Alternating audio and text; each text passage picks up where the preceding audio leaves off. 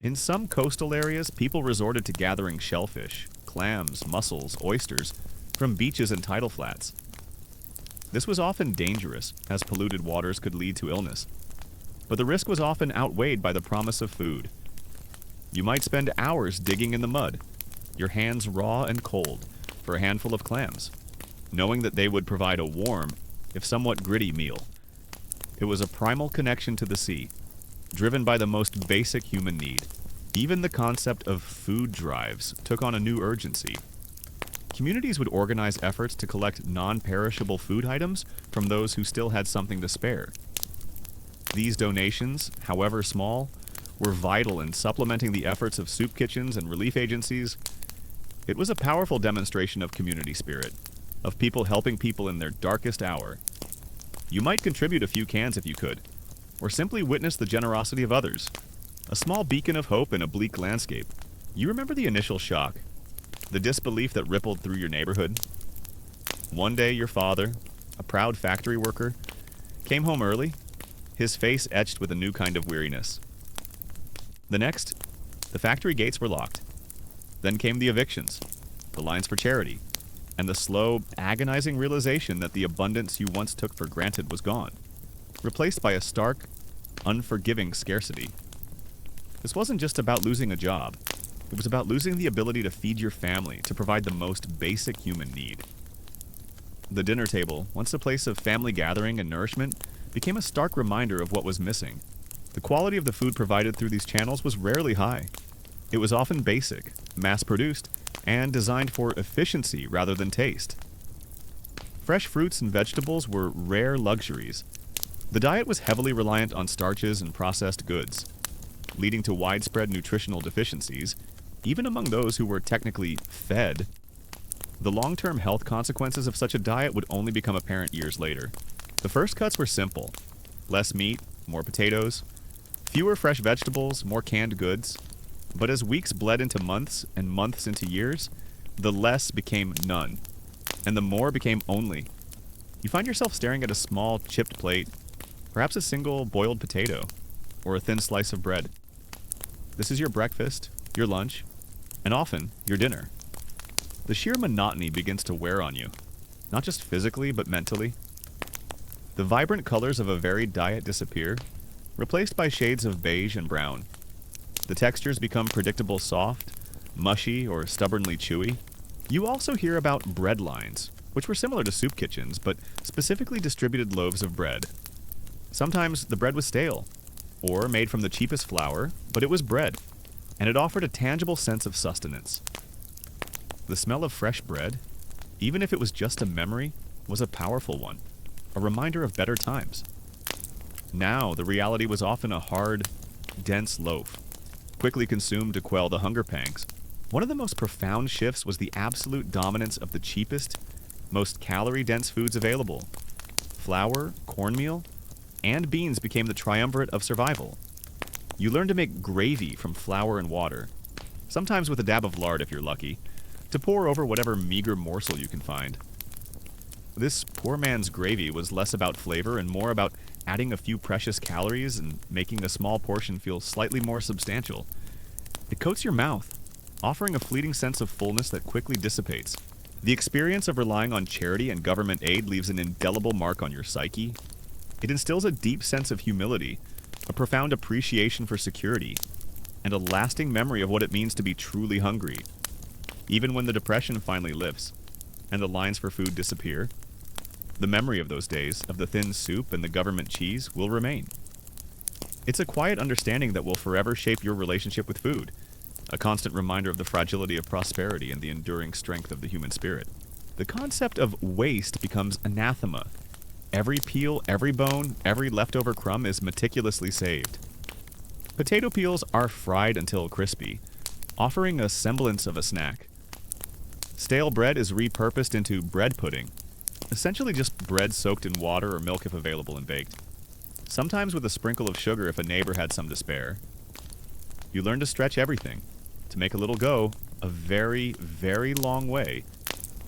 This isn't just frugal living, it's a desperate art form. While the countryside offered the slim hope of foraging and the occasional kindness of farmers, The concrete jungle of the city presented its own unique and often brutal challenges in the desperate search for food. You find yourself navigating crowded streets, not as a bustling citizen, but as a silent hunter.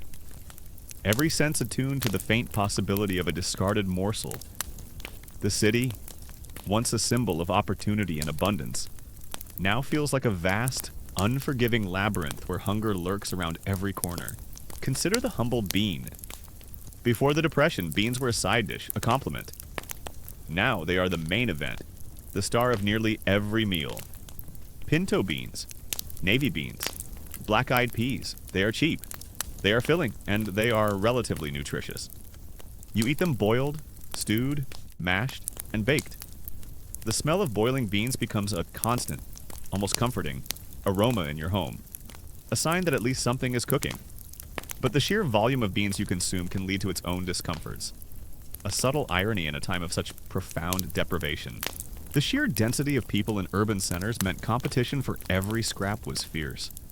Unlike rural areas where a few wild greens might go unnoticed, in the city, every alleyway, every trash can, every potential source of sustenance was meticulously scoured by dozens, if not hundreds, of others just as desperate as you. The anonymity of the city, which once offered freedom, now offered a chilling isolation in your struggle. You are one face among millions, and hunger is a universal yet intensely personal burden.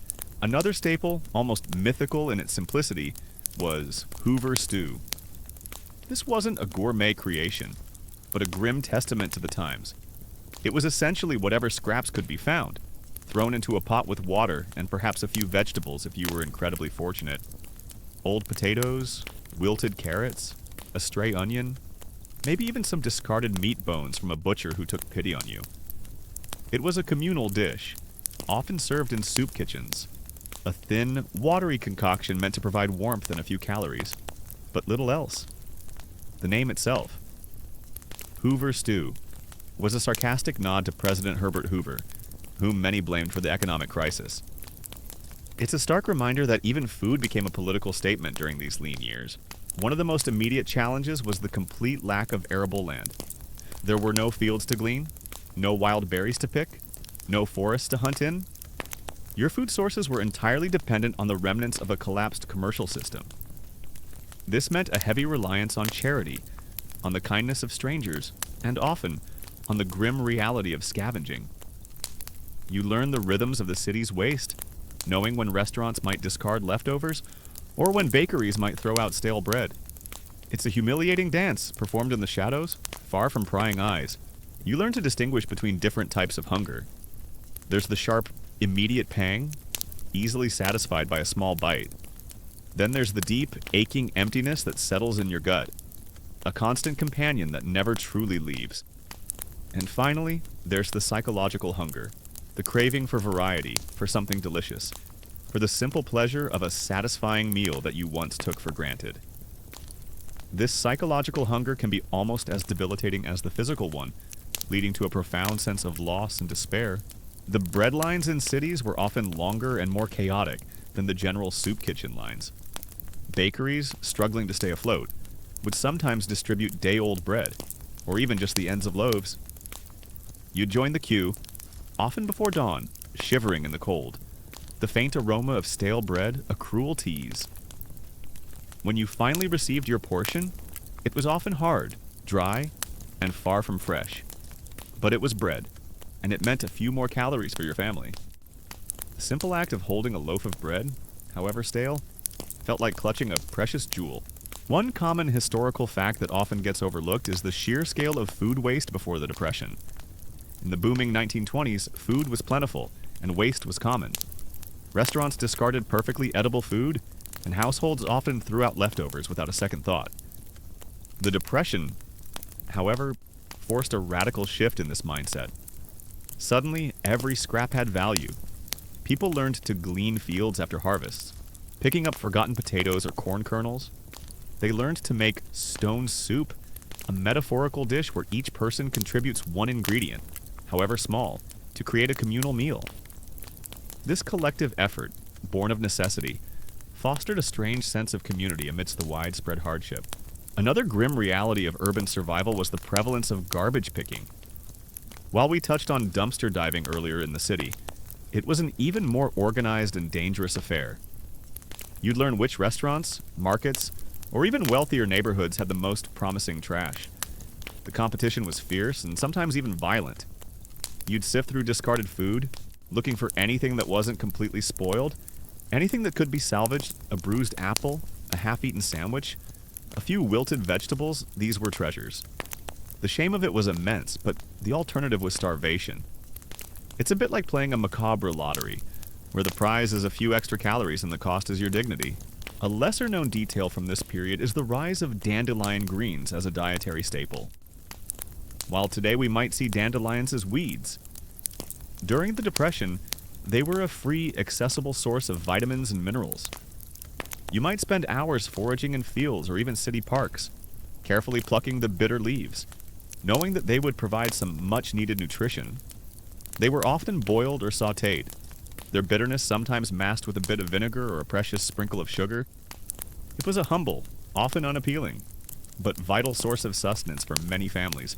The psychological toll in the city was amplified by the constant presence of others, all suffering. You saw the gaunt faces, the hollowed eyes, the desperate pleas. The sheer scale of poverty was overwhelming, a constant reminder that you were not alone in your struggle, but also that help was agonizingly scarce.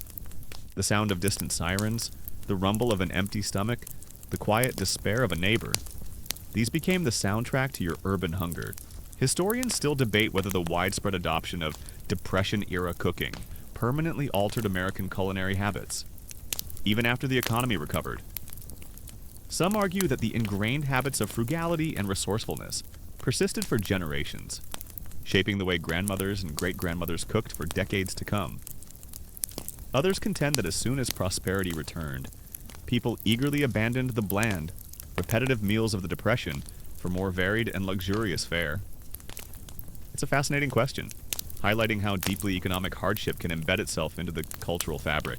A common historical fact about urban food struggles during the Depression is the rise of apple selling as a desperate form of self-employment. Thousands of unemployed men in cities across America bought apples on credit and tried to sell them on street corners for 5 cents each. This wasn't about making a profit. It was about earning just enough to buy food for their families, or perhaps a cheap flophouse bed for the night. These apple sellers became a poignant symbol of the era, their quiet desperation visible to all who passed by. You'd see them, rain or shine, their faces grim, their eyes pleading. A single apple held out as a last hope. You find yourself becoming an expert in stretching ingredients. A single egg, if you're lucky enough to have one, might be beaten into a thin omelet for the whole family, or used to bind together a meager meatloaf, made mostly of breadcrumbs and whatever scraps of meat could be found. Sugar, once a common pantry item, becomes a rare treat, used sparingly to sweeten a bitter cup of coffee made from roasted grains or even burnt bread crusts. The simple act of adding a spoonful of sugar to anything feels like an indulgence, a fleeting moment of sweetness in a life that has become overwhelmingly bitter. A unique, lesser-known detail of urban food acquisition was the informal scavenging of discarded ice. Before widespread refrigeration, ice was delivered to homes and businesses. During the Depression, when people couldn't afford ice, they would sometimes follow ice trucks, collecting the small chips and melting pieces that fell off. This wasn't for food directly, but for keeping what little food they had from spoiling, a crucial act of preservation in a time of scarcity. Imagine the sight children with buckets and bare hands, scrambling for melting ice on a hot summer day, a testament to the lengths people went to protect their meager provisions. The concept of one-pot meals also gained immense popularity, not out of culinary trend, but out of sheer practicality. Everything went into one pot, whatever vegetables were available, a small piece of meat if there was any, and often a large quantity of starch like potatoes or rice. This minimized fuel usage, simplified cooking, and ensured that every last drop of flavor and nutrition was retained. These were not meals designed for taste, but for survival. They were about maximizing calories and minimizing effort. A stark contrast to the elaborate multi-course meals that had been popular in wealthier households just a few years prior. Historians still debate the long-term impact of urban food insecurity on city planning and social welfare programs. Some scholars argue that the visible suffering in cities directly led to increased public awareness and pressure for government intervention, shaping the development of urban relief efforts and public health initiatives. Others contend that the systemic issues of poverty and unemployment were so deeply entrenched that even the most well-intentioned programs only offered temporary relief. It's a complex question of cause and effect, and how the visible face of urban hunger influenced policy. The psychological impact of this constant food anxiety is profound. You learn to ignore the rumbling in your stomach, to push past the lightheadedness. But the worry, the constant, gnawing worry about where the next meal will come from, that's harder to silence. It permeates every thought, every decision. You see it in the eyes of your parents, the way they scrutinize every penny, the way they ration out even the smallest portions. The joy of eating, once a simple pleasure, is replaced by a sense of dread and a desperate hope for just enough. The soup kitchens in cities often operated on a much larger scale than their rural counterparts, serving hundreds, sometimes thousands, of meals a day.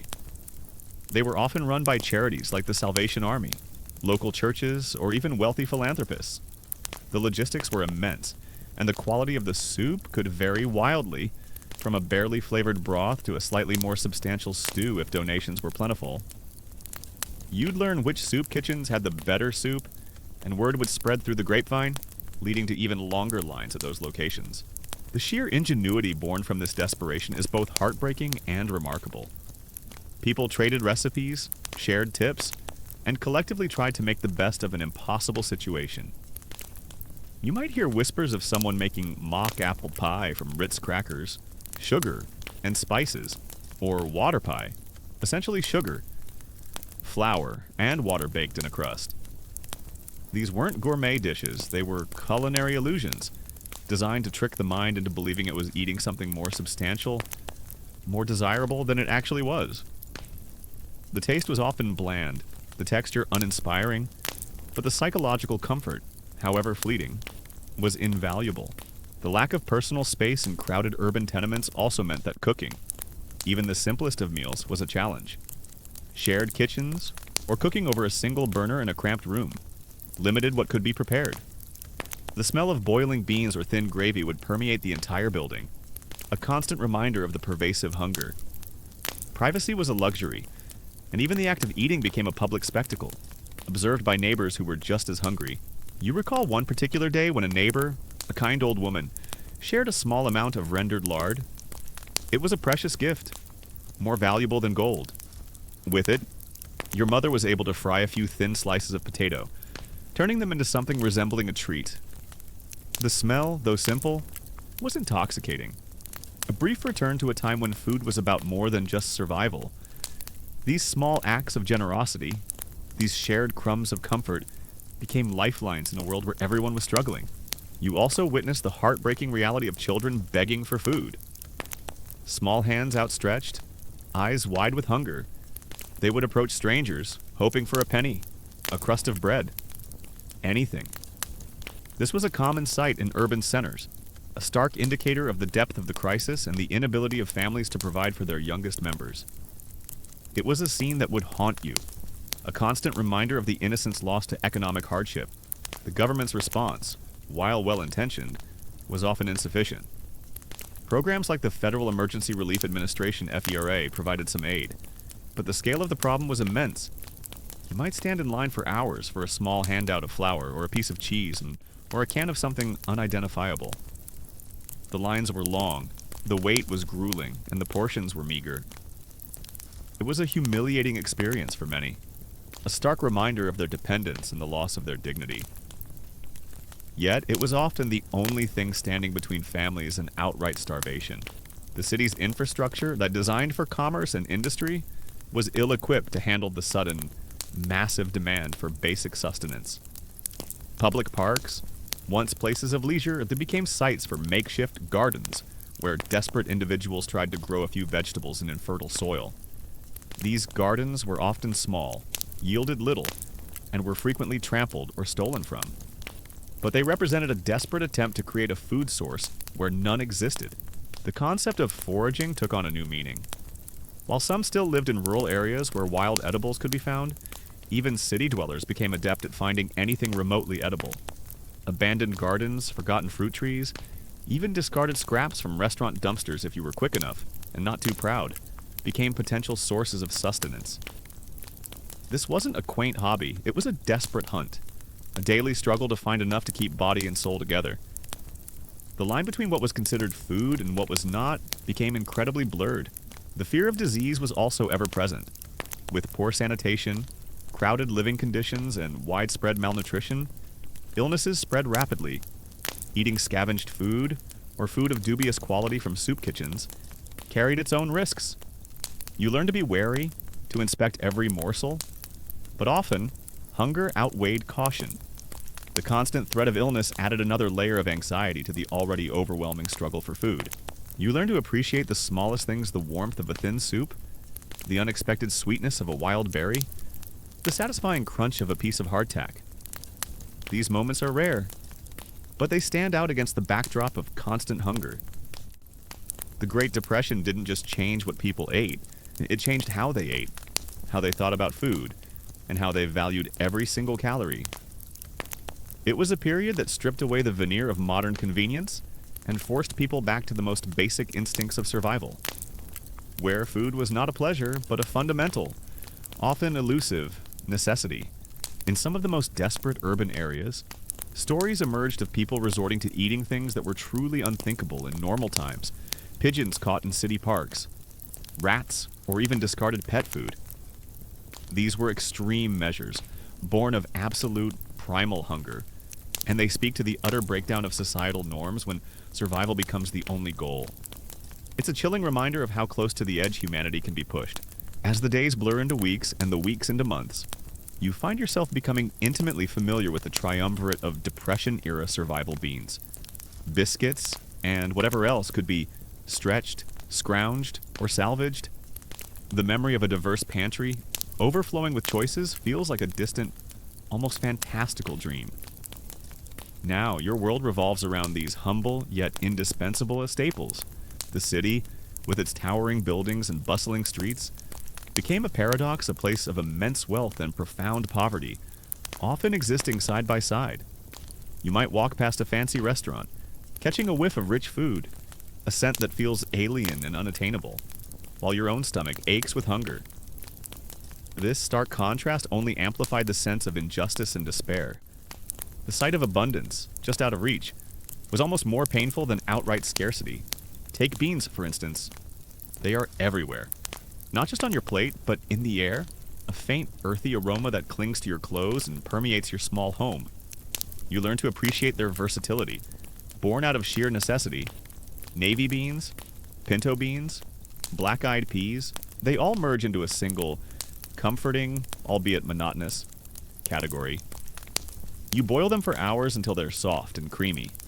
Then mash them, or stew them with a precious sliver of salt pork if you're incredibly fortunate. Sometimes you can get your hands on a bit of molasses.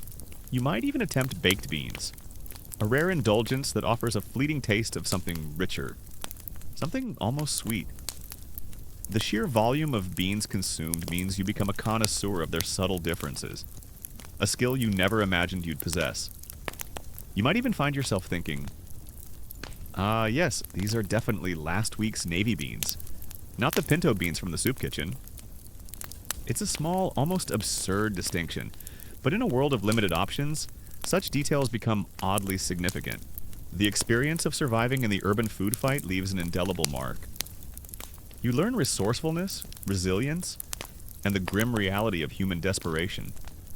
The constant struggle for food, the humiliation of charity, the dangers of scavenging. These experiences shape your understanding of the world. Even when the depression eventually lifts and the city regains its vibrancy, the memory of those lean years, of the endless lines and the silent hunger, will remain. It's a quiet understanding that will forever color your perception of abundance and scarcity, a testament to the enduring strength of the human spirit in the face of overwhelming odds. Hey guys, tonight we're going to drift back in time, to an era where the very concept of a full belly was a luxury, and the dinner plate became a canvas for desperation. Imagine, if you will, the gentle hum of a radio in a dimly lit room. Perhaps the faint scent of something cooking, or more likely, not cooking, and the quiet rumble of an empty stomach. We're talking about the Great Depression, a time when the simple act of eating transformed from a daily ritual into a daily battle for survival. You're about to step into the shoes of someone living through it, feeling the gnawing hunger, the constant worry, and the strange, often unsettling, culinary innovations born of absolute necessity. A little warning, though after hearing about some of these foods, you might just find yourself appreciating your own pantry a whole lot more. Honestly, you probably wouldn't have survived. So, before you get comfortable, take a moment to like the video and subscribe, but only if you genuinely enjoy what I do here. And as you settle in, maybe share your location and the local time in the comments below. Now, dim the lights. Maybe turn on a fan for that soft background hum. And let's ease into tonight's journey together. You wake up, not to the aroma of sizzling bacon or the comforting scent of coffee, but to the hollow echo of an empty stomach. It's 1930 and the world, as you knew it, has fundamentally shifted. Just a year ago, the stock market crashed, a distant rumble that quickly became a deafening roar, swallowing savings, jobs, and, most critically, the very notion of food security. Before the crash, perhaps you didn't think much about what you ate. Meals were simply there, a given. Now, every crumb, every scrap, every potential calorie is meticulously accounted for, a precious commodity in a world turned upside down. While the urban struggle for food was starkly visible in bread lines and soup kitchens, an equally cruel paradox unfolded in the nation's heartland farm families. The very producers of food found themselves facing their own profound deprivation. You might imagine that living on a farm would offer an inherent advantage, a direct connection to sustenance. But the reality, particularly in the unforgiving grip of the Dust Bowl, was far more complex and heartbreaking. Then there are the biscuits. Not the fluffy, buttery biscuits of today, but hard, dense, and often dry creations made from the cheapest flour and water, sometimes with a bit of lard or shortening if it could be spared. They are designed for one purpose: to fill you up. They absorb whatever thin gravy you manage to concoct, or serve as a vehicle for a smear of whatever meager spread you possess. You learn to dunk them in your coffee, often just roasted grain or even burnt bread crusts steeped in hot water, to soften them enough to chew. The sound of a biscuit breaking apart, a dry, crumbly snap, becomes a familiar soundtrack to your meals. Sometimes you might even find a small, hard lump of unmixed flour in the center, a tiny, unwelcome surprise that reminds you of the hurried, desperate conditions under which they were made. You stand on what was once fertile land, now a cracked, barren expanse. The wind whips dust into your eyes, coating everything in a fine, gritty layer. The crops, your family's livelihood and primary food source, have withered and died, choked by drought and buried by the relentless dust storms. This isn't just a bad harvest. It's an ecological catastrophe, turning the very ground beneath your feet into an enemy. The irony is bitter. You are surrounded by the potential for food, but the land itself has betrayed you. It's like being stranded in the middle of an ocean, dying of thirst, with salt water all around you. Beyond these two pillars, the beyond truly begins. You become an expert in stretching. A single onion, once a mere flavoring, is now diced meticulously. Each piece a precious addition to a watery soup. A small amount of ground meat, if acquired, is mixed with an astonishing amount of breadcrumbs or oats to create a meatloaf that is more filler than flesh. You learn to make mock dishes, mock apple pie using Ritz crackers, mock duck made from whatever poultry scraps could be found. Even mock turtle soup, though you'd be lucky to find the ingredients for real turtle soup in these times.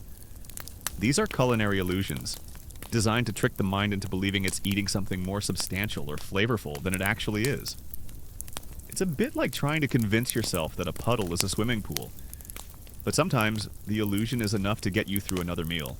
The first blow was the collapse of prices.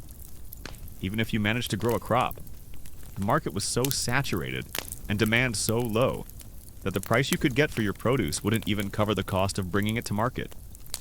You might sell a bushel of corn for pennies, not enough to buy shoes for your children, let alone food for the winter.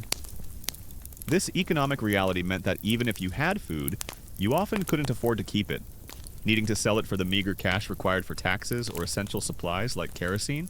The concept of soup itself transforms. It's no longer a starter or a light meal, it's the main event, often the only event.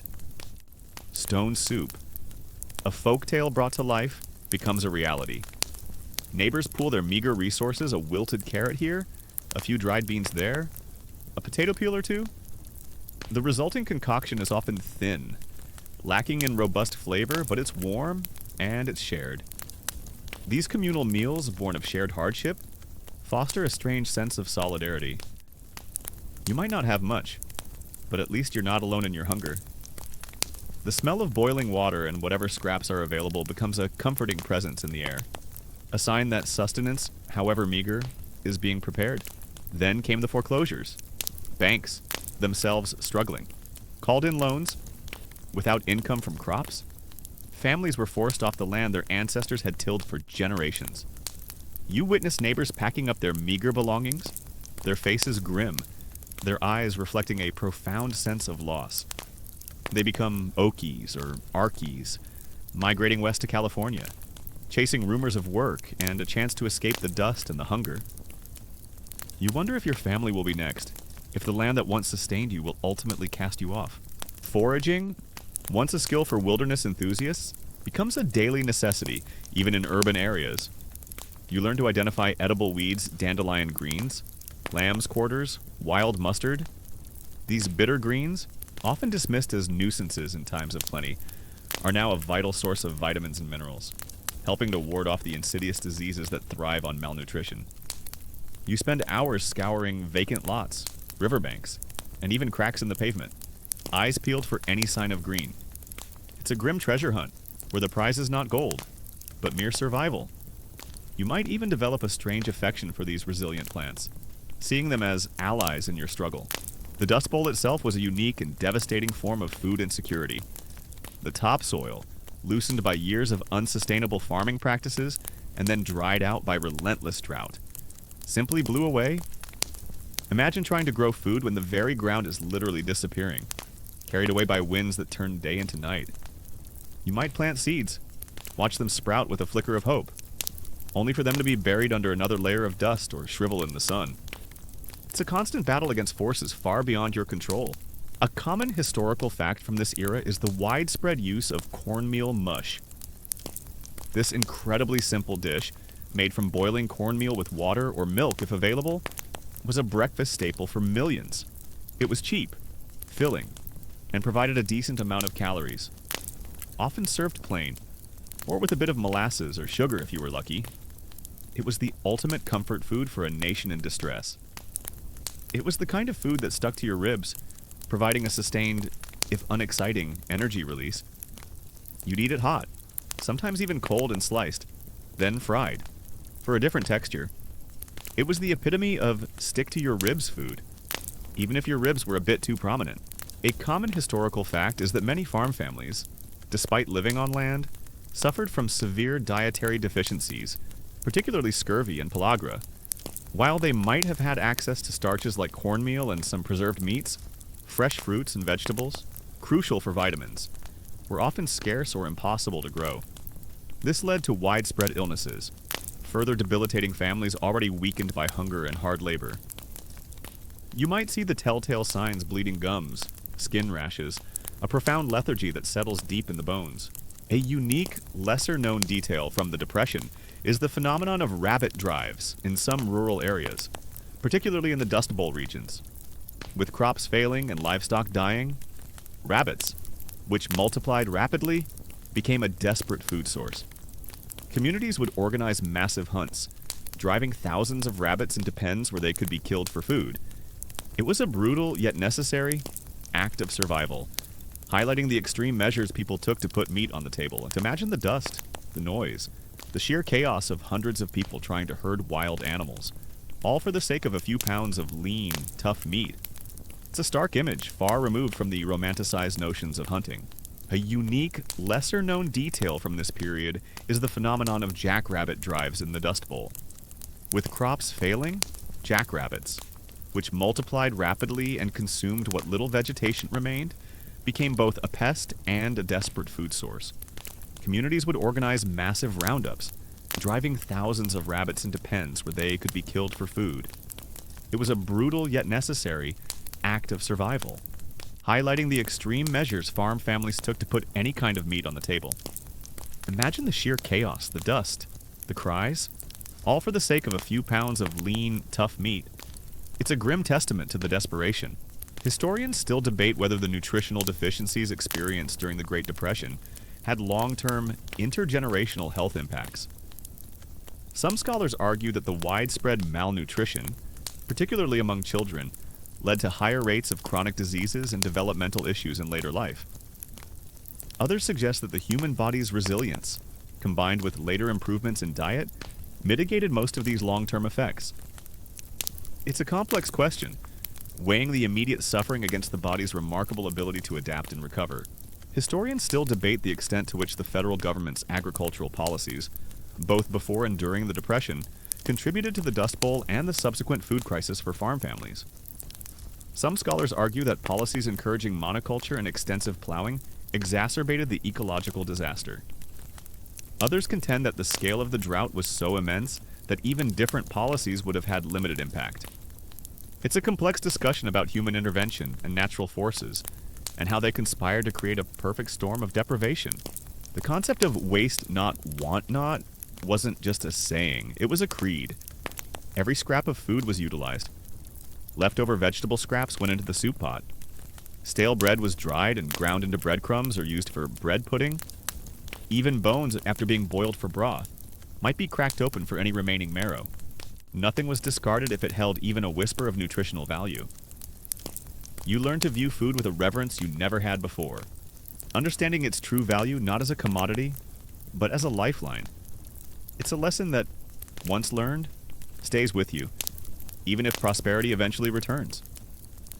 You might find yourself years later instinctively saving every last bit of a meal, much to the confusion of your grandchildren. For those farm families who managed to hold on to their land, the diet became incredibly monotonous. Cornmeal, often ground at home, was a staple. You'd eat it as mush for breakfast, fried as patties for lunch, and baked into cornbread for dinner. Pork, if you had a hog, was carefully rationed and preserved through salting or smoking. Every part of the animal was used, the fat rendered into lard, the intestines cleaned for sausage casings, even the feet boiled for broth. Nothing was wasted. It was a testament to a deep-seated rural frugality, intensified by the crisis. The sheer ingenuity extended to beverages as well. Real coffee was a luxury most couldn't afford. Instead, people brewed pastum, a grain-based beverage, or concocted coffee from roasted chicory root, dandelion root, or even burnt bread crusts. These ersatz coffees offered warmth and a familiar ritual, even if their taste was far from the real thing. They were a small comfort, a way to maintain a semblance of normalcy in a world that had become anything but normal. You'd sip your bitter brew, trying to imagine the rich aroma of real coffee, a memory that now felt as distant as a full stomach. Gardens, even small ones, became critical. You'd spend hours tending to a few struggling rows of beans, potatoes, or squash, praying for rain and hoping the dust wouldn't bury them. Every vegetable harvested was a victory, a precious addition to the family's meager diet. The act of gardening, of coaxing life from the parched earth, offered a small sense of control and hope in a world that felt utterly out of control. It was a quiet act of defiance against the overwhelming despair. The rationing of food, even without formal government rationing, became an unspoken rule within families. Parents would often go without, or take smaller portions, to ensure their children had enough. The concept of seconds disappeared entirely. Every meal was meticulously portioned, each bite savored, not for its flavor, but for its sustenance. The silence at the dinner table was often punctuated only by the quiet chewing, a testament to the seriousness of the act of eating. It was a stark contrast to the lively, often boisterous family meals of pre-Depression days. The lack of cash meant that many farm families reverted to a near-subsistence economy. They bartered eggs for sugar, milk for flour, or labor for tools. Money, if it existed, was reserved for taxes or essential items that couldn't be produced on the farm. This return to a more primitive economic system highlighted the fragility of the modern economy and the resilience of traditional methods of survival. You learn to value the skills of your hands, the ability to fix, to mend, to grow, far more than any piece of paper money. You become acutely aware of the seasons, not for their beauty, but for their bounty. Spring brought the first wild greens, a welcome relief from the monotonous winter diet.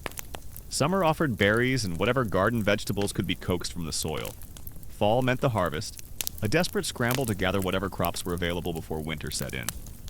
The rhythm of your life becomes dictated by the availability of food, a primal connection to the land that most city dwellers had long forgotten. You learn to read the signs of nature, to know where the best foraging spots are, to understand the subtle nuances of the earth's offerings. The psychological toll on farm families was immense. The constant struggle against nature, the loss of land, the inability to provide for their children, these were heavy burdens. You see the weariness in your parents' eyes, the quiet despair that settles over the dinner table. The hope that once characterized rural life slowly eroded, replaced by a grim determination to simply endure. The land, once a source of pride and sustenance, now felt like a cruel master. The prevalence of relief gardens, or victory gardens, a term more commonly associated with live tui, but the concept was present also grew during this time. Families, even in urban areas, would cultivate small plots of land, often in empty lots or backyards, to grow their own vegetables. These gardens, while often small, provided a crucial supplement to their meager diets. The act of tending to a garden, of watching something grow, offered not just food, but a sense of hope and control in a world where so much felt out of control. It was a quiet act of defiance against the overwhelming despair. Even the animals on the farm suffered. With feed scarce, livestock often went hungry, or were sold off for a pittance to avoid outright starvation. The sight of emaciated cattle or chickens was a constant reminder of the widespread hunger, affecting not just humans, but all living things in the heartland. It was a grim ecosystem of scarcity, where every creature struggled for survival. The psychological toll of this constant struggle for food cannot be overstated. The anxiety about where the next meal would come from was a heavy burden, a constant companion. It affected sleep, concentration, and overall well-being. Children, especially, suffered from the visible effects of malnutrition, stunted growth, lethargy, and an increased susceptibility to illness. You see the hollowed eyes of your neighbors, the gaunt faces of children, and you know that the hunger is a shared burden, a silent epidemic sweeping across the nation. The concept of relief reached rural areas differently. While soup kitchens were rare, government programs like the Farm Security Administration (FSA) provided some loans and assistance, and direct food aid might be distributed through local agencies. However, the vast distances and scattered populations made centralized relief efforts challenging. Many farm families relied on their own resilience, and the informal networks of neighbors helping neighbors to survive. Even the simplest of treats became a luxury. A piece of hard candy, a single cookie, or a small handful of peanuts. These were rare indulgences, often shared amongst several people, each savoring their tiny portion. The act of sharing these small treats became a powerful symbol of community and resilience. It was a way to momentarily forget the hardship, to find a sliver of joy in the midst of overwhelming scarcity. You might even find yourself dreaming of a world where you could simply walk into a store and buy a whole bag of sugar, a fantasy almost too extravagant to contemplate. You learn to be grateful for the smallest things: a sudden rain shower, a successful hunt for a rabbit, a neighbor sharing a few extra potatoes.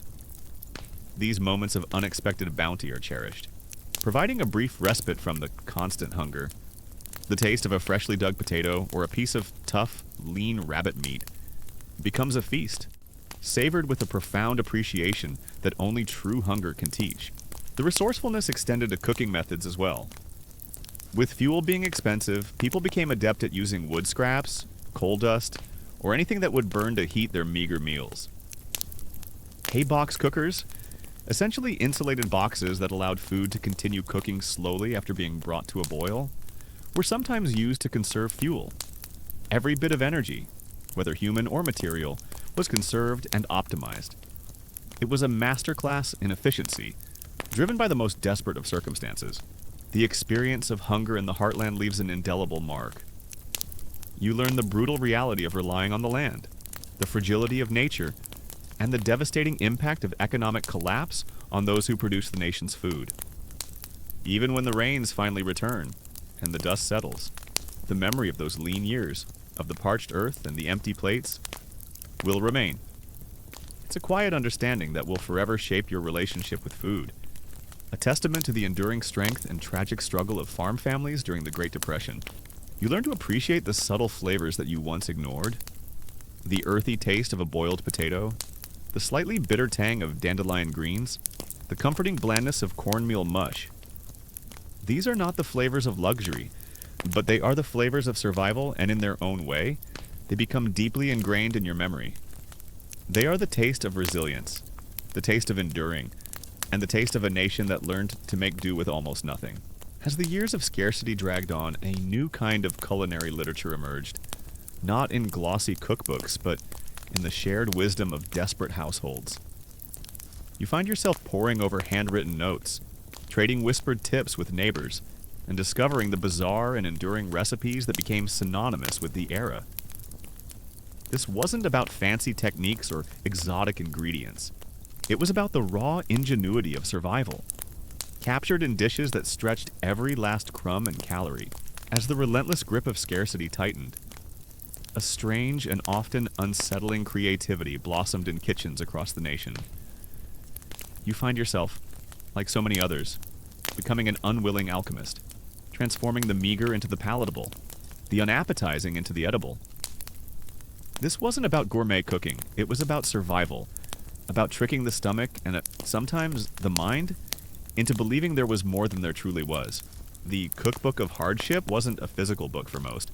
It was a collective memory, a shared understanding of how to make something out of nothing. You learn about poor man's soup, which was less a recipe and more a philosophy, take whatever you have. A few vegetable scraps, a bone, some stale bread, and boil it with water until it yields a thin, warm broth. It was the ultimate minimalist meal, designed to provide warmth and a fleeting sense of fullness when nothing else was available. The taste was often bland, but the comfort it offered was immeasurable.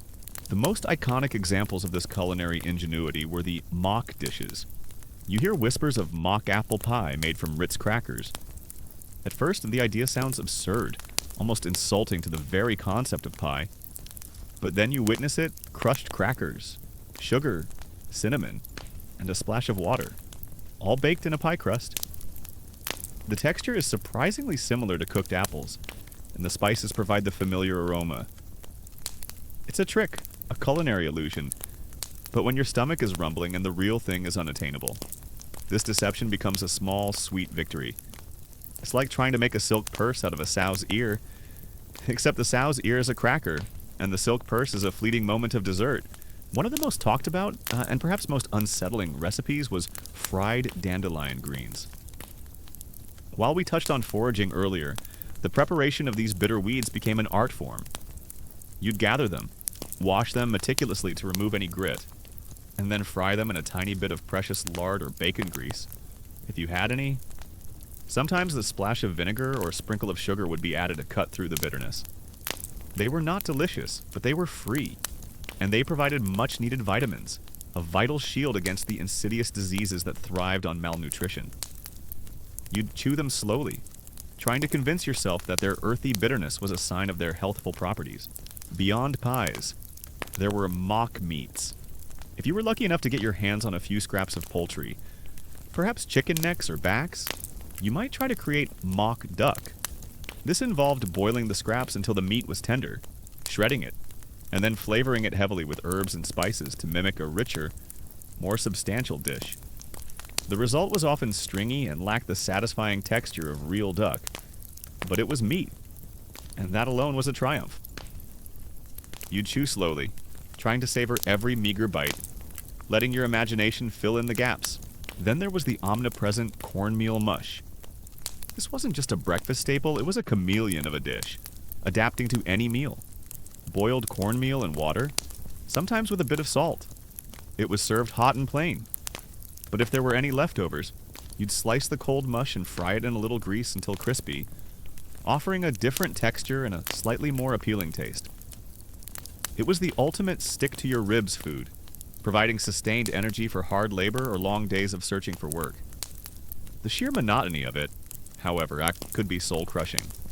You'd find yourself dreaming of a fluffy pancake or a slice of buttered toast, a fantasy almost too luxurious to entertain. Then there was the infamous water pie. This was perhaps the ultimate testament to desperation. A pie crust, filled with a mixture of sugar, flour, and water, sometimes with a dash of vanilla if a precious bottle could be found. It baked into a gelatinous, sweet filling. It offered calories and a sugary taste, but little else. It was a dessert born of absolute nothingness, a phantom pie designed to satisfy a craving for sweetness without any actual fruit or dairy. It's a stark reminder that even in the bleakest times, the human desire for something sweet, something comforting, persisted. The depression cake, or wacky cake, became a true culinary marvel. Imagine a cake made without eggs, milk, or butter, ingredients that were either too expensive or simply unavailable.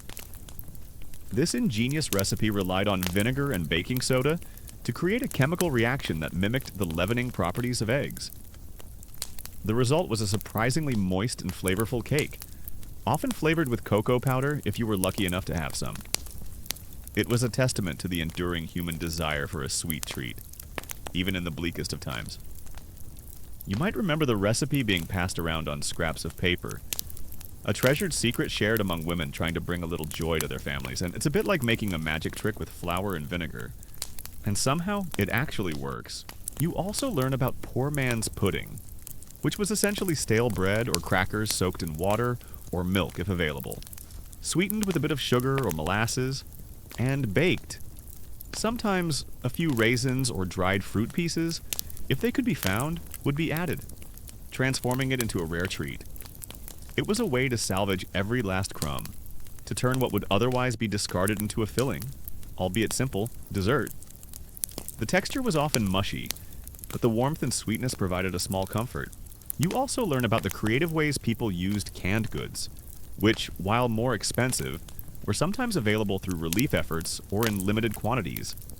Canned salmon, for instance, often found itself in salmon patties, mixed with breadcrumbs or mashed potatoes and fried. This stretched the expensive protein source and made it more filling.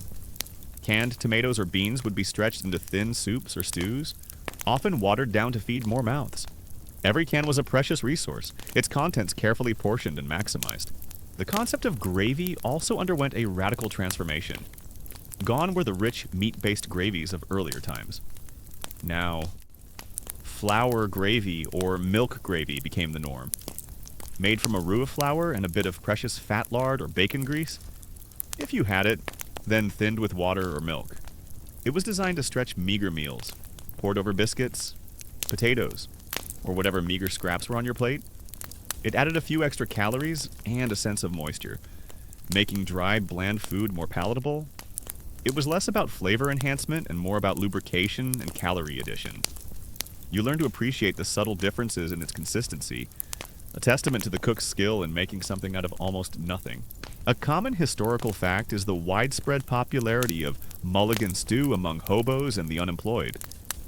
This was a communal stew, often cooked over an open fire in a large tin can, where each person contributed whatever meager ingredients they had managed to acquire. It could contain anything from potatoes and onions to scavenged meat scraps and wild greens. While the quality varied wildly, it was a symbol of shared hardship and communal survival, a testament to the idea that even in the toughest times, people could come together to share what little they had. You might catch a whiff of its smoky aroma near a hobo jungle, a scent that spoke volumes about resilience.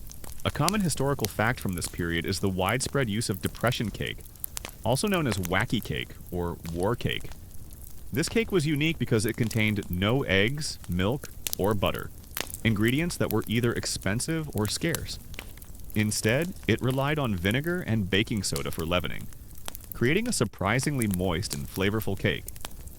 It was a testament to the ingenuity of home bakers who refused to let hardship extinguish the simple joy of a sweet treat. You might even remember the recipe being passed around your neighborhood, a treasured secret shared among those who understood the struggle. A unique, lesser-known detail from this period is the use of mock cream or mock whipped cream made from evaporated milk, gelatin, and sugar. With fresh dairy being a luxury, this concoction allowed people to create a semblance of a rich topping for their meager desserts. It was a clever workaround, providing a creamy texture and sweetness without the need for expensive cream. Imagine the delight, however fleeting, of having a dollop of cream on your depression cake, a small touch of luxury in a world devoid of it. It's like pretending a cloud is a pillow, and for a moment, it actually feels soft. A unique, lesser-known detail is the use of sawdust bread in some of the most desperate communities. While not truly made of sawdust, which is indigestible and harmful, the term was used to describe bread made with an extremely high proportion of cheap, low-quality fillers like cornmeal, potato flour, or even dried ground vegetable scraps, mixed with very little wheat flour. It was dense, often crumbly, and had a peculiar texture, but it was a way to stretch the precious flour supply even further. The taste was often bland, and the texture unappealing, but it was bread, and it provided calories. It's a stark reminder of the extreme measures people took to avoid starvation. Historians still debate whether the Depression-era cookbook was primarily a collection of recipes born of necessity, or if it also reflected a deeper cultural shift towards frugality and self-sufficiency that had roots in earlier American traditions. Some scholars argue that the crisis merely amplified existing practices of waste not, want not. Others contend that the extreme conditions forced entirely new culinary innovations that fundamentally reshaped American eating habits for decades to come. It's a fascinating discussion about the interplay of tradition, crisis, and culinary evolution. Historians still debate the extent to which these Depression-era recipes were a source of genuine comfort versus a constant reminder of hardship. Some argue that the act of creating something, however humble, from almost nothing, provided a sense of agency and resilience. Others contend that these ersatz foods only underscored the depth of their poverty and the loss of dignity. It's a complex psychological interplay, where the same dish could evoke both pride and resourcefulness and a deep sadness over what was lost. The art of preserving food also saw a resurgence. Canning, drying, and salting became essential skills, even for those who had never practiced them before. Any surplus, however small, of garden vegetables or foraged fruits would be meticulously preserved for the lean months ahead. Jams made from wild berries, pickled vegetables, or dried apples became precious commodities, a way to extend the bounty of a brief season into the depths of winter. You'd spend hours in a hot, steamy kitchen, sterilizing jars, knowing that every filled jar represented a small victory against hunger. The resourcefulness extended to utilizing every part of an animal, if one was fortunate enough to acquire it. Chicken feet, once discarded, were boiled for broth, or even fried. Pig trotters, tripe, and other organ meats, often considered undesirable in times of plenty, became valuable sources of protein and fat. You learn to clean and prepare these cuts, overcoming any initial squeamishness, knowing that they provided essential nutrients. It was a brutal lesson in not letting anything go to waste, a stark contrast to the selective eating habits of more prosperous times. The creativity extended to beverages as well. With real coffee being a luxury, people concocted coffee substitutes from roasted grains like barley or rye, or even from dried and roasted dandelion roots or chicory. These brews offered warmth and a familiar ritual, even if their taste was far from the rich aroma of real coffee.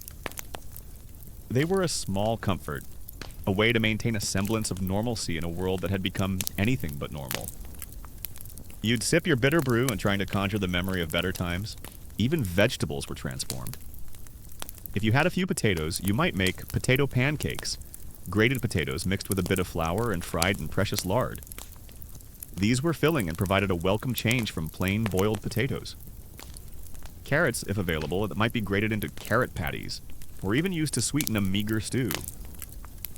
Every vegetable, no matter how humble, was maximized for its nutritional value and its ability to add a bit of flavor or bulk.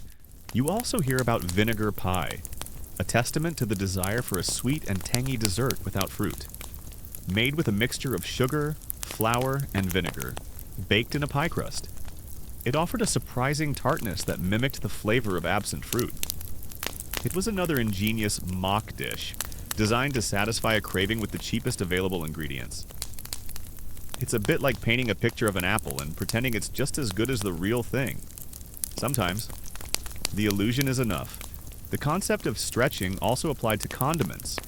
Ketchup, mustard, and even salt became precious commodities. You might dilute ketchup with water to make it last longer, or use salt sparingly, savoring its ability to enhance the bland flavors of your meals. The scarcity of these simple additions made you realize how much they contributed to the enjoyment of food, a luxury you now missed profoundly. A single pinch of salt could elevate a watery soup from utterly tasteless to merely bland. The sheer resourcefulness of mothers during this era was legendary. They were the unsung heroes of the kitchen, stretching meager rations, inventing new dishes, and often going without themselves to ensure their children had enough. They transformed the ordinary into the extraordinary, turning scraps into meals and finding dignity in the face of overwhelming adversity. Their cookbooks were not bound volumes, but the calloused hands that kneaded dough, the tired eyes that scanned for overlooked ingredients, and the loving hearts that conjured meals from almost nothing. The psychological aspect of presentation, even in times of extreme scarcity, was surprisingly important. While the food itself might be unappealing, mothers would often try to make it look as appetizing as possible, arranging the meager portions neatly on a plate, or adding a sprig of foraged parsley if available. This small act of care was a way to maintain dignity, to create a semblance of normalcy, and to show love in a world that offered little comfort. It was a quiet act of defiance against the overwhelming bleakness. The experience of eating these bizarre and enduring recipes leaves a profound mark. You learn a deep appreciation for the ingenuity of the human spirit, for the ability to adapt and create even in the most desperate circumstances. The memory of these dishes, from the bland cornmeal mush to the surprisingly palatable depression cake, will forever be intertwined with the story of survival.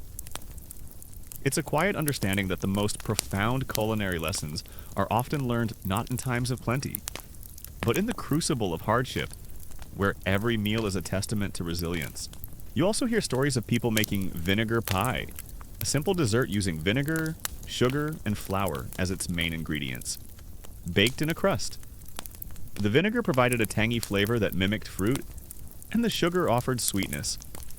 It was another example of creating something out of practically nothing, a testament to the desperate desire for a treat. These recipes weren't about culinary excellence. They were about surviving with a shred of normalcy and a hint of sweetness. As the physical pangs of hunger became a constant, unwelcome companion, a more insidious and perhaps even more debilitating struggle began to unfold within you.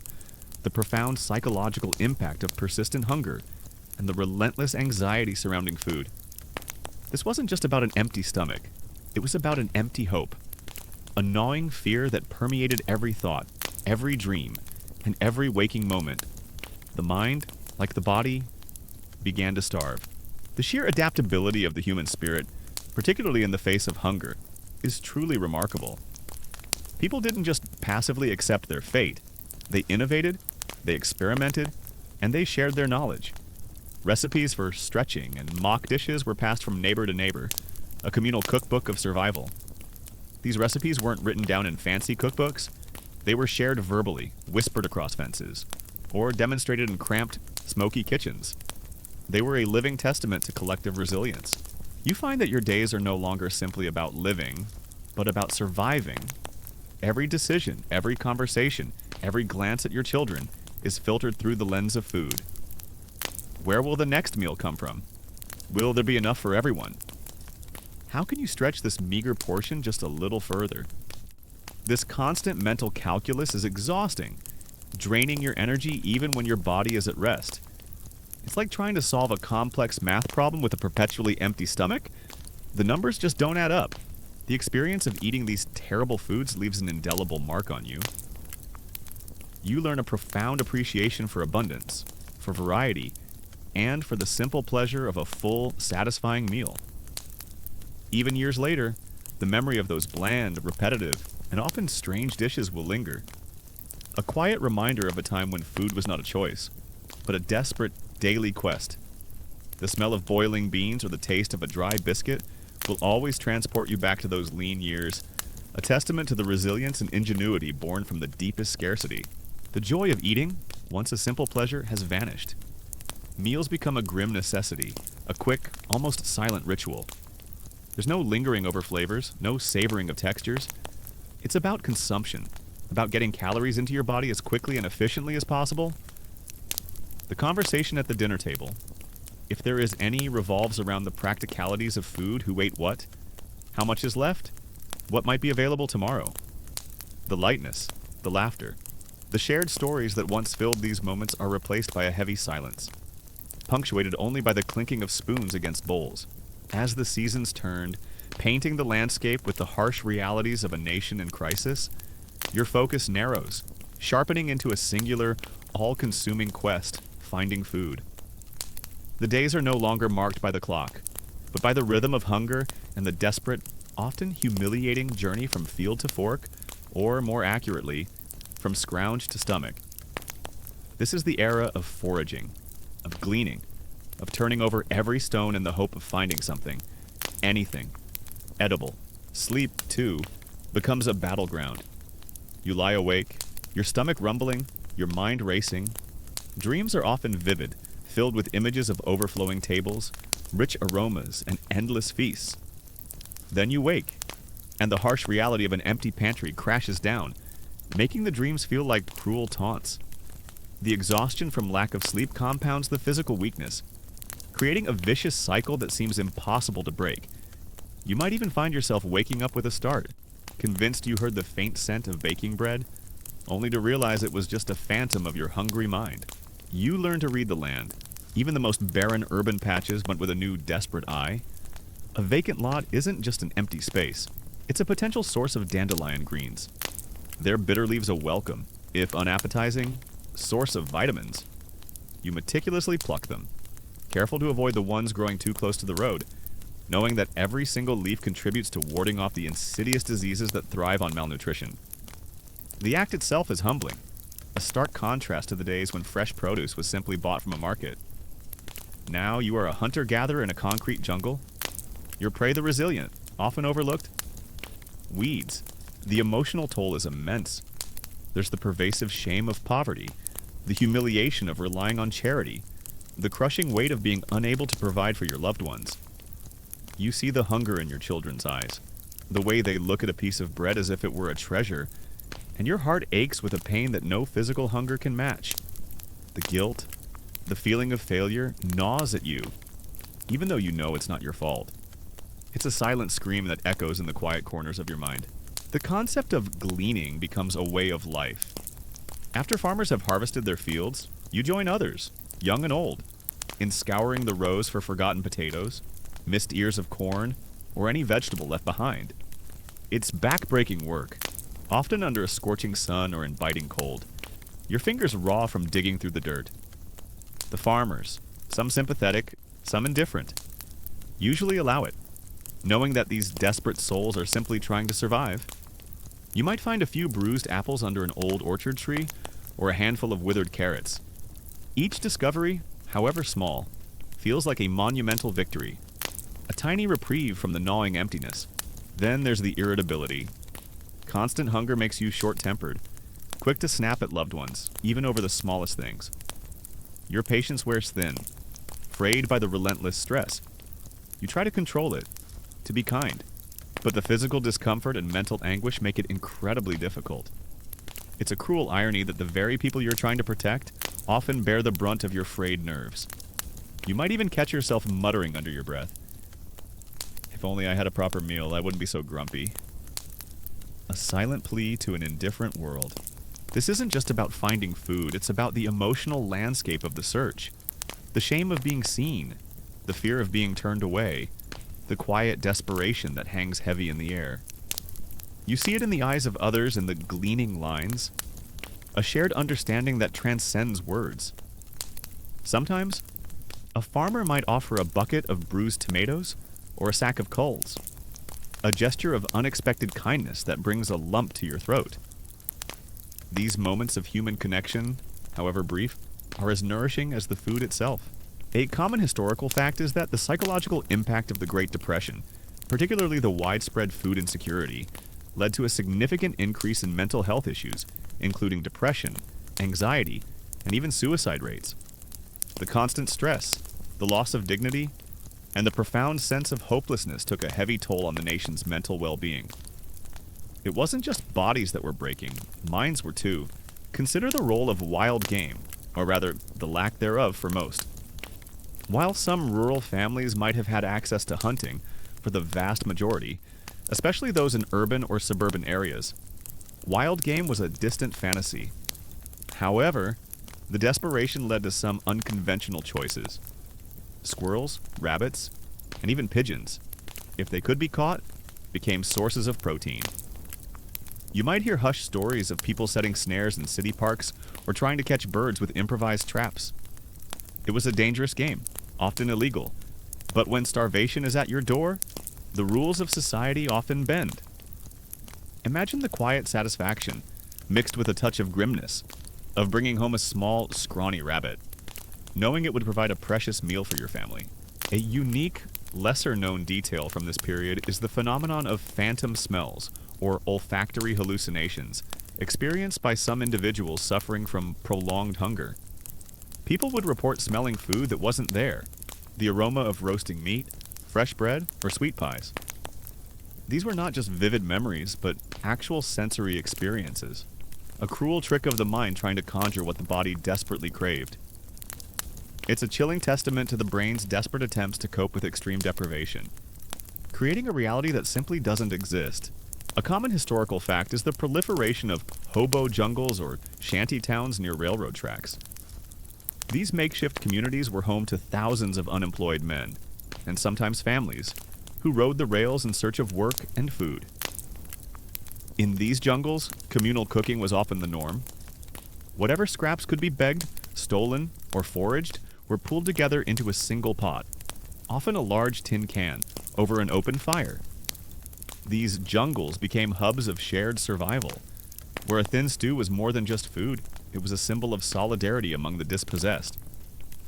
You might pass by one, catching the faint, smoky aroma of boiling water and whatever meager ingredients were available, a smell that spoke volumes about the times.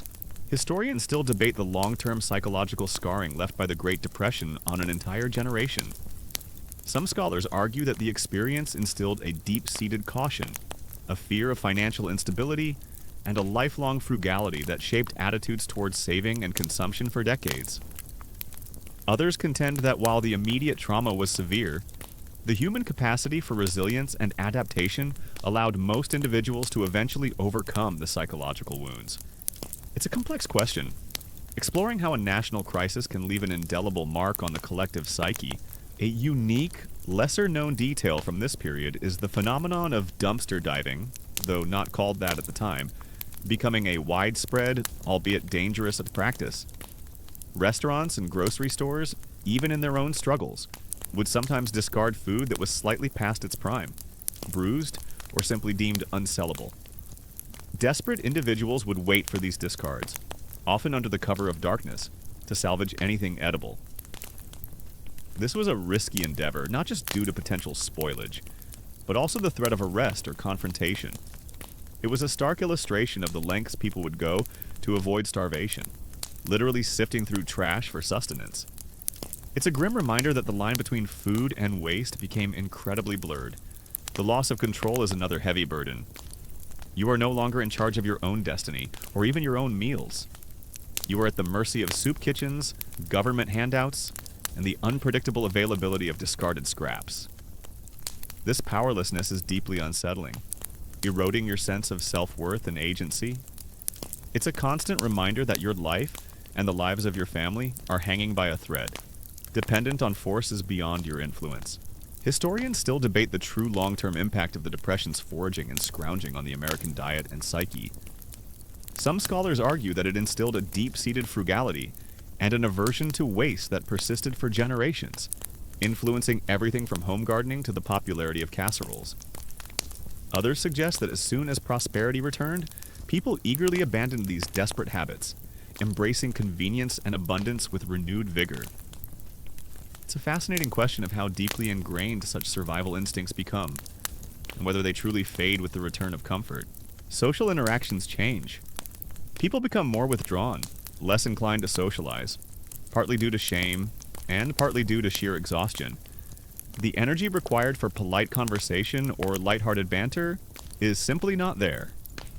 You might avoid eye contact, fearing that others will see the hunger in your eyes, or the desperation in your posture.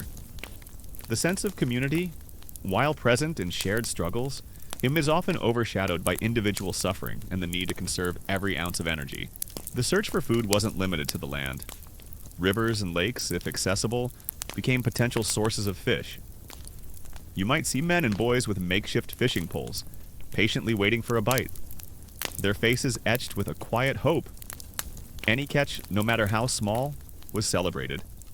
Even small, bony fish were meticulously cleaned and cooked, their meager flesh providing much-needed protein. The act of fishing offered not just food, but also a brief escape, a moment of quiet contemplation amidst the chaos. The children especially bear the brunt of this psychological toll. They might not fully understand the economic complexities, but they understand hunger. They see the worry on their parents' faces, the scarcity on their plates. They learn to be quiet, to not ask for more, to accept what little is offered. The innocence of childhood is prematurely stripped away, replaced by a grim awareness of hardship. You see them playing with makeshift toys, their laughter sometimes hollow, and you know that their childhoods are being stolen by the depression. It's like watching a flower wilt before it even has a chance to bloom. The concept of barter also played a significant role in food acquisition.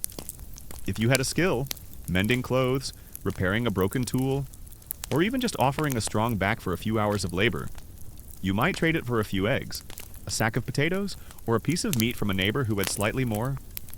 Money was scarce, but human ingenuity and the willingness to help each other often filled the void. These informal economies, built on trust and mutual need, became lifelines in communities where traditional commerce had collapsed. The constant anxiety about the future is overwhelming. Will things ever get better? Will you ever know a time when food is plentiful again? The uncertainty is a heavy cloud that hangs over every day, making it difficult to plan, to hope, to dream. You live day to day, sometimes hour to hour. Your world shrunk to the immediate struggle for survival. The future is a terrifying, unknown void, and the past, a distant, almost forgotten memory of abundance. You learn to be resourceful with even the smallest things. A few wild berries, if found, are carefully collected, not for a lavish dessert, but to add a tiny burst of flavor and vitamins to an otherwise bland meal.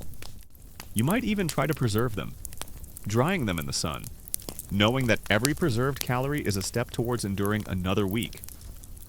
The simple act of finding and preparing these wild foods connects you to a more ancient way of life, a stark contrast to the industrialized world that had suddenly faltered. Even the simple act of seeing food, if you are not able to have it, becomes a source of torment.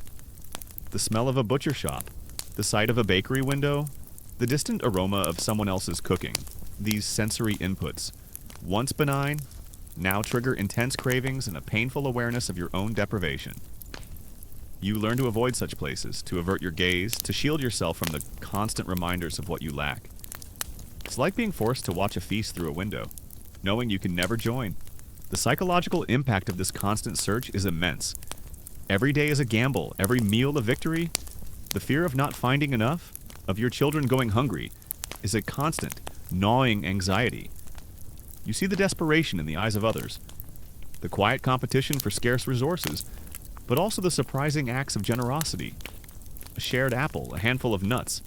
These small gestures become powerful symbols of human kindness in a world that often felt devoid of it. The resilience of the human spirit, however, is also profoundly evident. Despite the overwhelming psychological burden, people find ways to cope, to support each other, to maintain a shred of hope.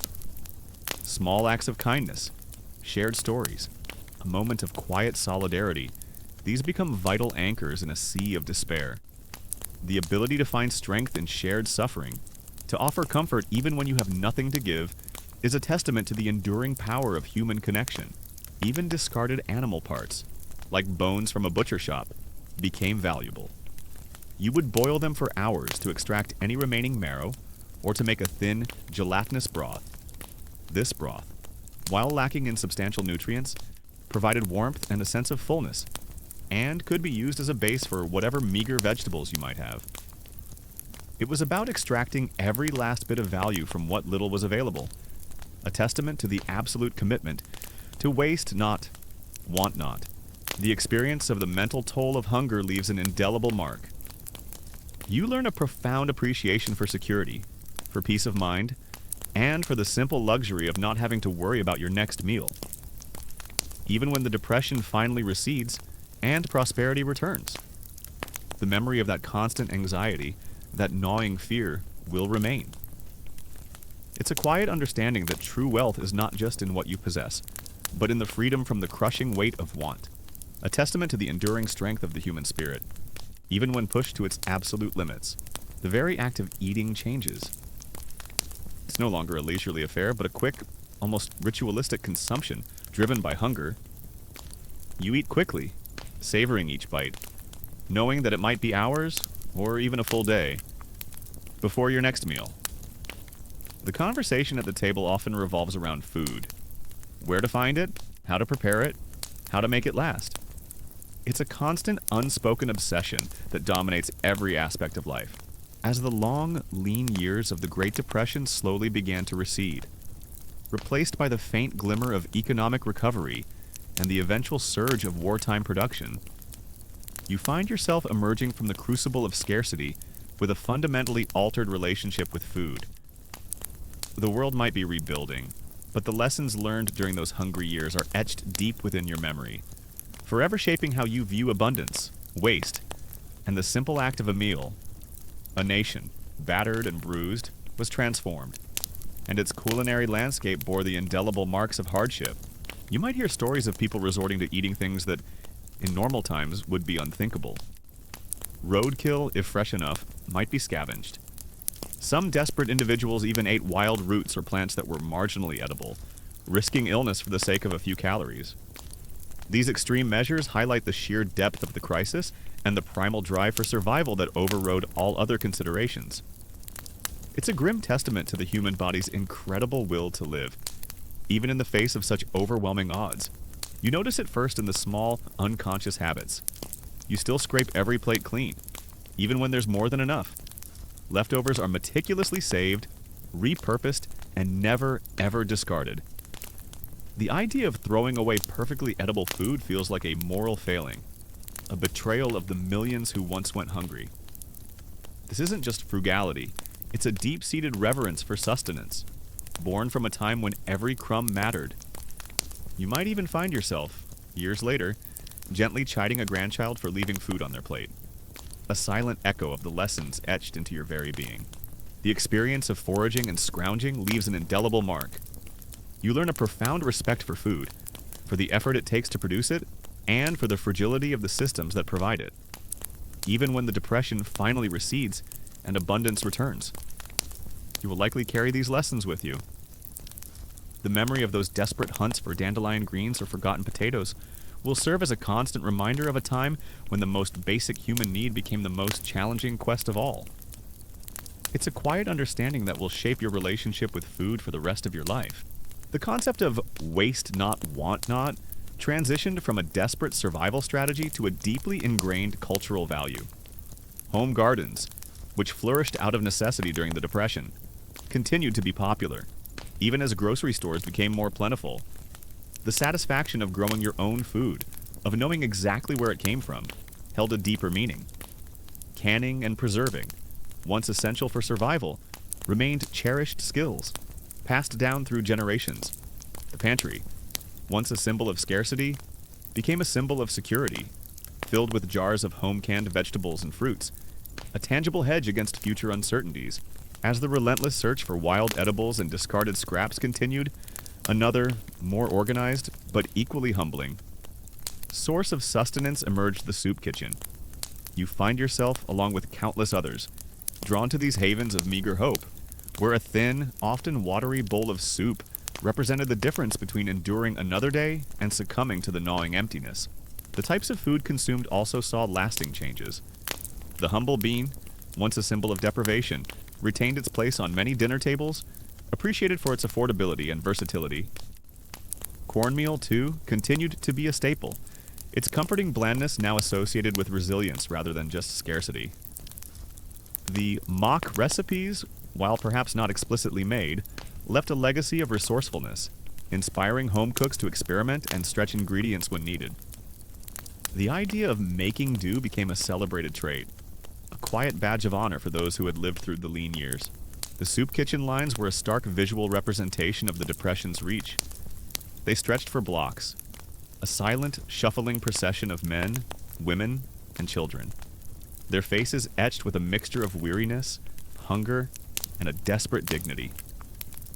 You learn to arrive early, knowing that the supply is limited, and those at the end of the line might leave empty-handed.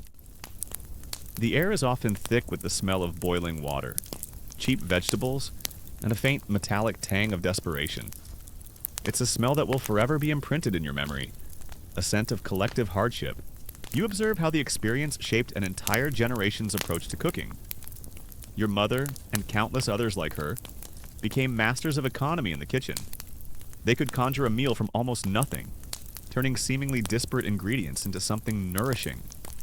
This wasn't just about saving money.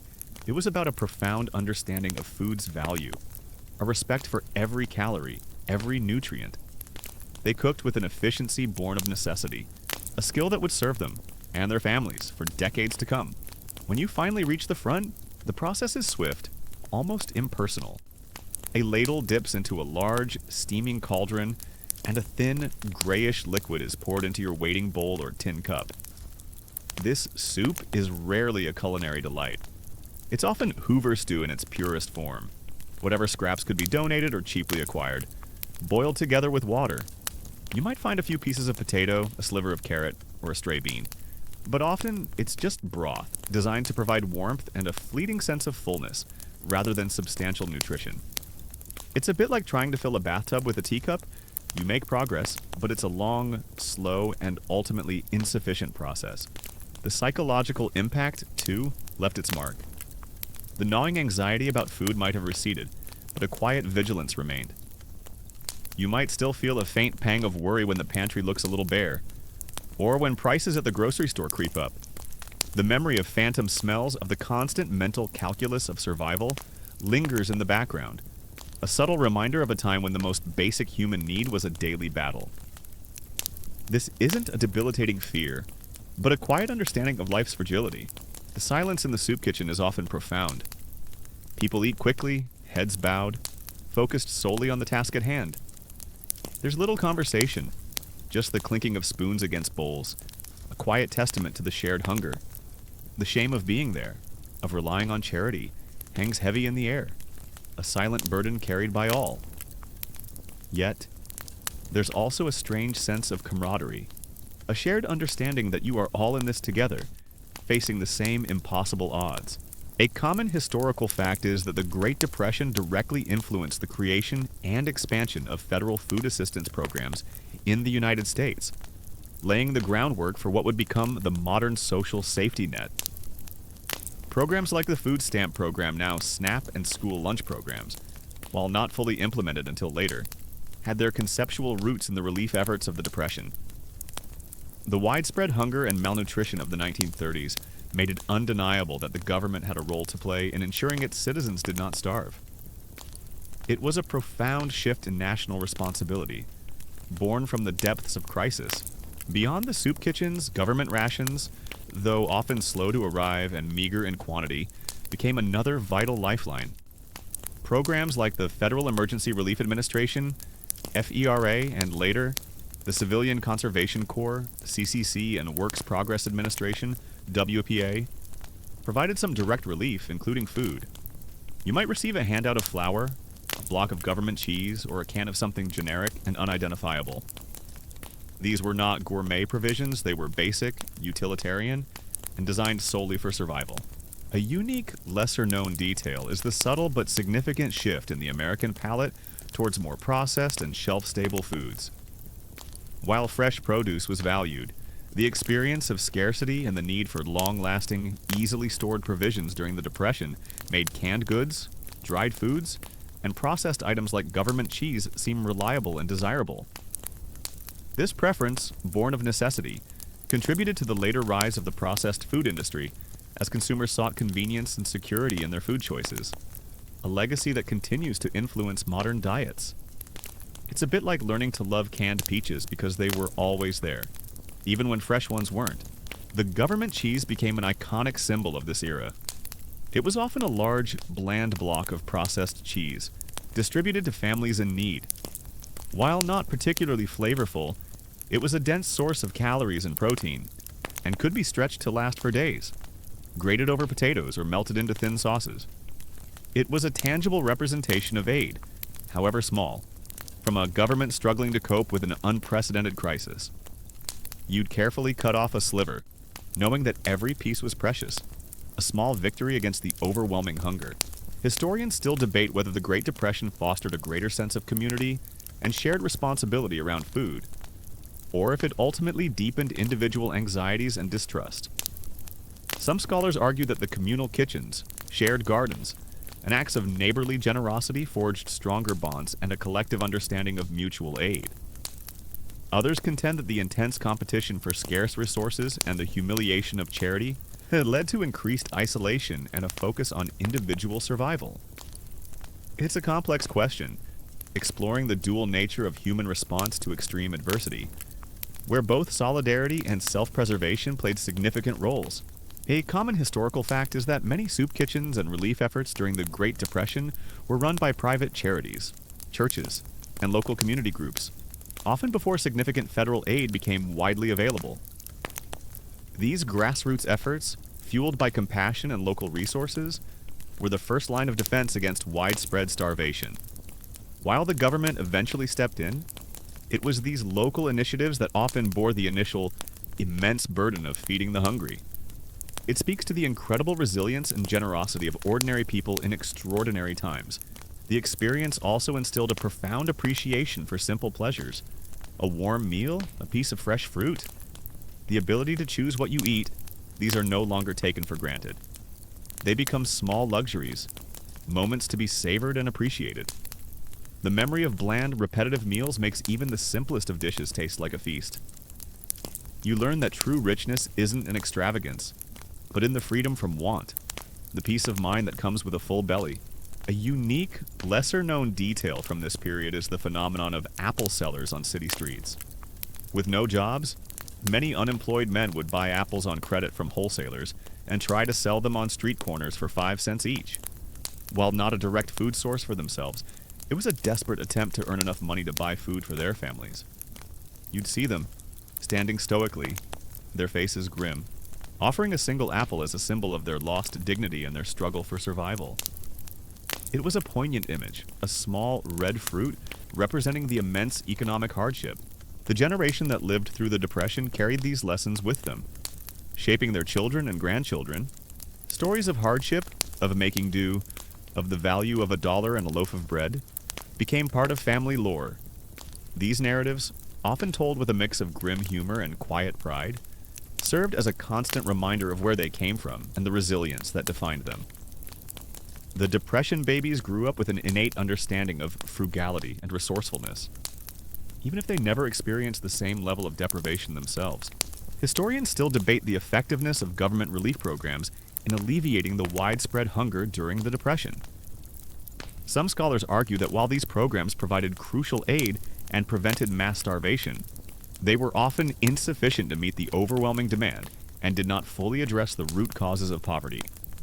Others contend that, given the scale of the crisis, the government's efforts were remarkable and laid the groundwork for future social safety nets. It's a complex discussion, weighing the immediate impact against the systemic challenges of a nation in crisis. The very act of shopping for food changed. You might still compare prices meticulously, always looking for the best value, always thinking about how to stretch your budget. The concept of sale became more than just a marketing term. It was an opportunity to stock up, to ensure a buffer against future uncertainties. The grocery store, once a place of casual convenience, became a strategic battlefield. where every penny saved was a small victory. The distribution of flour was another significant aspect of government aid.